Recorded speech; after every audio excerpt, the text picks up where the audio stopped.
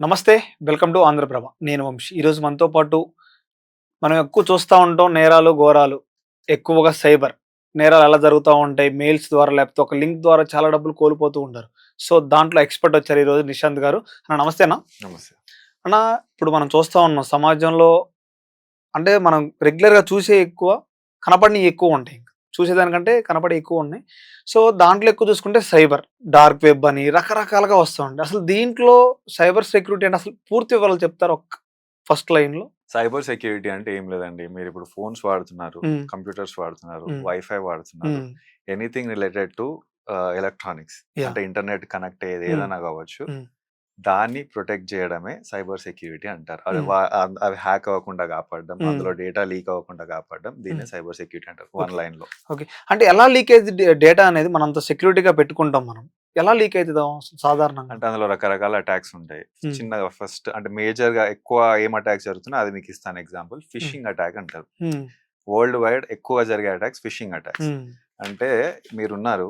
నేను మీకు ఒక ఎస్ఎంఎస్ హ్మ్. లేకపోతే ఒక ఈమెయిల్ పంపిస్తా. హ్మ్. లేకపోతే వాట్సాప్ మెసేజ్ అనుకోండి. హ్మ్. ఆ మెసేజ్‌లో నేను మీకు ఒక లింక్ పంపిస్తా. ఆ లింక్‌ని నేను కోడ్ చేసి పంపిస్తా. హ్మ్.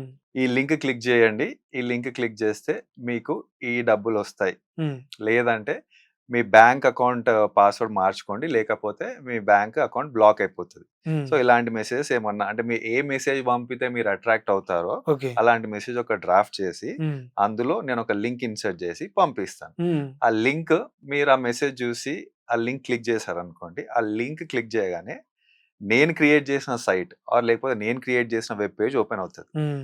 బట్ అది చూడ్డానికి మీకు మీ బ్యాంక్ పేజ్ లానో లేకపోతే ఏదో షాపింగ్ సైట్ లానో ఉంటుంది. హ్మ్. బట్ అది క్రియేట్ చేసింది నేను. ఓకే. ఫేక్ అది. ఓకే. సో, అందులో నేను అది ఓపెన్ చేయగానే మిమ్మల్ని ఫస్ట్ మీ నేము, యూజర్ నేమ్, పాస్వర్డ్ ఏమన్నా అడుగుతాను. మీ బ్యాంక్‌కి సంబంధించింది హ్మ్. కావచ్చు.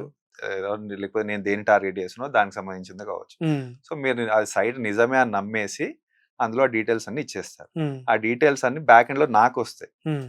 ఆ డీటెయిల్స్ నేను యూజ్ చేసుకొని ఆ రియల్ వెబ్‌సైట్‌కెళ్ళి నా డీటెయిల్స్ ఎంటర్ చేసి నాకు కావాల్సింది నేను తీసేసుకుంటాను. తీసేసుకుంటారు సింపుల్‌గా. సింపుల్‌గా. ఒక ఒక మెసేజ్‌తో డబ్బులన్నీ తీసేసుకుంటారు. ఒక్క మెసేజ్‌తో. ఓకే. ఈరోజు జరిగిన సిట్యుయేషన్ ఏంటంటే మా ఫ్రెండ్ నరేష్ ఉంటాడు. మా రూమ్‌మేట్. ఊరెళ్ళాడు. నైట్ 11:30కి ఎప్పుడో డబ్బులు కట్ అయినాయంట. హుహు. అది మార్నింగ్ చూసుకున్నాడు. హుహు. మనకేం కనపడదు కాబట్టి కట్ అయినట్టు రాదు కాబట్టి మార్నింగ్ చూసుకుంటే 25,000లో 13,000 కట్ అయింది. ఏం ఓపెన్ చేసామంటే ఏం ఓపెన్ చేయలేదు. ఎలా కట్ అయిందని బ్యాంక్‌కెళ్తే డెబిట్ కార్డ్ ద్వారా కట్ అయిందన్నారు. సో దీనికెలా ప్రాసెస్ ఉంటదన్న మరి? ఎగ్జాక్ట్‌గా సేమ్ ప్రాసెస్ ఉంటది దీనికి గూడా. ఆయన ఏదో ఆయన చెప్పట్లేదు. బట్ ఇందులో జరిగే పాసిబుల్ సినారియో ఏంటంటే ఆ! ఆయనకేదో లింక్ వచ్చుంటుంది. ఆ! మీ డెబిట్ కార్డ్ ఎక్స్‌పైర్ అయింది. లేకపోతే ఏదో పాస్వర్డ్ చేంజ్ చేసుకోండి. ఏదో అలాంటి మెసేజ్ వచ్చుంటుంది. ఆయన తెలవక క్లిక్ చేసి ఆ కార్డ్ నంబరు, ఆ సీవీవీ అవన్నీ ఎంటర్ చేసి ఉంటాడు. ఆ డీటెయిల్స్ అన్నీ వాళ్ళకి పోతాయి. ఆ! వాళ్ళు అక్కడికెళ్ళి ట్రాన్సాక్షన్ చేసుకొనుంటారు. ఓకే. రైట్. ఈయనకి అర్థం అవ్వలే సినారియో. ఓకే. ఒక క్లిక్ ఏదైనా మనకు మెసేజ్ ద్వారానే మనం ఓపెన్ చేస్తేనే అయితది. లేదా కాదు. యెస్. మోస్ట్‌లీ ఫిషింగ్ అటాక్స్ ఇలానే జరుగుతాయి. హ్మ్. వాడేదో లింక్ పంపిస్తాడు. ఆ లింక్ క్లిక్ చేస్తారు మీరు. హ్మ్. దాని త్రూ అటాక్స్ జరుగుతాయి. ఓకే. అంటే మీరు నేర్చుకున్న హ్యాకర్‌కి అంటే వాళ్ళు చేసే హ్యాకర్‌కి తేడా అంటే ఏం చెప్తారన్న? ఎథికల్ హ్యాకర్ అంటారు కదా! యాక్చువల్‌గా వాళ్ళు నేర్చుకుంది ఒకటే విద్య. ఓకే. కాకపోతే మేము జనాల్ని ప్రొటెక్ట్ చేయడానికి ఇవి వాడతాం. హ్మ్. వాళ్ళు జనాల్ని దోచుకోవడానికి వాడతారు. అంతే. అంతే. ఓకే. రైట్. ఈ మధ్య కాలంలో చూసుకుంటే ఐబొమ్మ. మీకు తెలుసు ఐబొమ్మ గురించి ఎలా అయితుందో. అంటే ఐబొమ్మని ఎలా క్రియేట్ చేశాడు? అసలు ఎలా దొంగలించాడు? ఇంతకు ముందులా మనం మూవీ రూల్స్ చూసుకున్నట్టయితే థియేటర్ ప్రింట్ చూసేవాళ్ళం. కానీ ఐబొమ్మలో మటికి 4K. అక్కడ సినిమా థియేటర్‌లో ఏం చూస్తున్నామో ఫోన్‌లో అదే ప్రింట్ చూస్తున్నాం. ఎలా హ్యాక్ చేసి ఉంటారంటారు? పూర్తి వివరాలు చెప్పండి మా కోసం. ఐ బొమ్మ ఎలా క్రియేట్ చేశాడంటే ఓకే.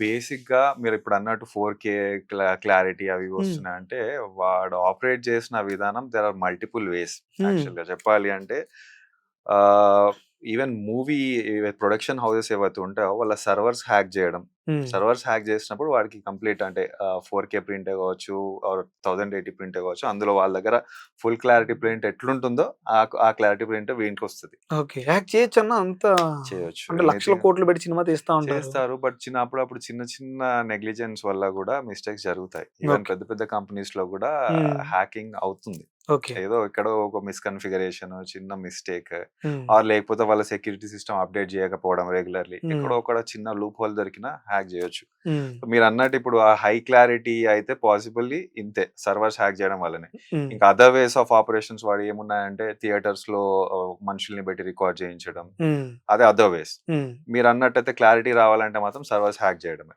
చేయొచ్చు చిన్న పాసిబుల్ చిన్న. పాసిబుల్ ఎక్కడన్నా చిన్న లూప్ హోల్ ఉన్నా కూడా, ఉమ్, అంటే ఇన్ని సినిమా కంపెనీలు ఉన్నాయి, అన్ని సినిమా కంపెనీలు అన్ని వాళ్ళ వాళ్ళ సర్వర్స్ కి అంటే ఫుల్ ప్రూఫ్ సెక్యూరిటీ ఫాలో అవుతున్నారో రూల్ ఏం లేదు. ఉమ్, మీరు సిస్టమ్ ఆర్ లేకపోతే ఒక సిస్టమ్ ది సాఫ్ట్వేర్ అప్డేట్ చేసిన ప్రతిసారి ఉమ్. ఏదో ఒక బగ్ మిగిలిపోతుంది అందులో. ఓకే. ఆ ఒక్క లూప్ హోల్ హ్యాకర్ దొరికిందంటే దాన్ని యూజ్ చేసుకొని వాడు హ్యాక్ చేయగలుగుతాడు. హ్యాక్ చేయగలుగుతారు.